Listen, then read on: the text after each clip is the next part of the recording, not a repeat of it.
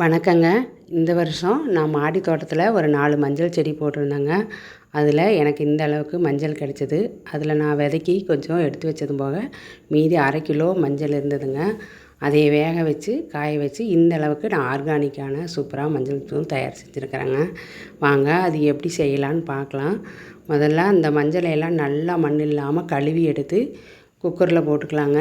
குக்கரில் போட்டு தண்ணி கொஞ்சம் அளவாக விட்டுக்கலாம். ரொம்ப அதிகமாக விட வேண்டியது இல்லைங்க. இந்த அளவுக்கு விட்டாலே நல்லா வெந்துக்கும். விட்டு குக்கரில் விட்டு ஒரு 5 விசில் வேக வச்சு எடுத்து வச்சுக்கலாங்க. ஓப்பன் பண்ணி பார்த்தா நல்லா வெந்திருக்குதான்னு இப்போ பார்த்துக்கலாங்க. கத்தியில் அப்படியே குத்தினோம்னா நல்லா உள்ளே போயிருங்க. சூப்பராக வெந்துருச்சுங்க. இந்த அளவுக்கு இருந்தாலே இதை இப்போது நம்ம தண்ணியை வடிச்சிட்டு கொஞ்சம் நேரம் ஆற வச்சிடலாங்க.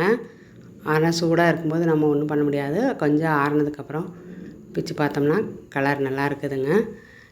இதை இப்போ நம்ம காய் சொருகிறதுல போட்டு எல்லாத்தையும் சொரவி எடுத்துக்கலாங்க. ஏன்னா பொடி பொடியாக கட் பண்ணி போட்டோம்னா சீக்கிரமாக காயாது.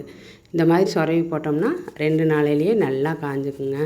இது மாதிரி எல்லா கிழங்கையும் எடுத்து நாம் சொரவிக்கலாங்க. எல்லா கிழங்கையும் இப்போ சொரவியாச்சு. பார்த்தாலே சூப்பராக இருக்குதுங்க கலரு. இதை நம்ம இப்போ வெயிலில் 2 நாளைக்கு நல்லா காய வச்சு எடுத்துக்கலாங்க. காயவே இந்த அளவுக்கு காஞ்சிடணும்.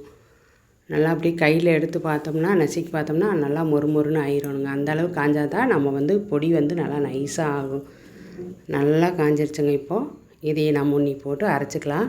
இதை ஒரு மிக்ஸி ஜாரில் போட்டுக்கலாங்க. போட்டுட்டு அரைச்சி எடுத்தோம்னா இந்த அளவுக்கு சூப்பராக நம்மளுக்கு மஞ்சப்பொடி தயாராகிடுச்சுங்க. இந்த வீடியோ பிடிச்சிருந்தா ஒரு கமெண்ட் பண்ணுங்கள், சப்ஸ்கிரைப் பண்ணுங்கள். நன்றி. அடுத்த வருஷம் இன்னும் நிறைய மஞ்சள் தூள் தயார் செய்யலாங்க.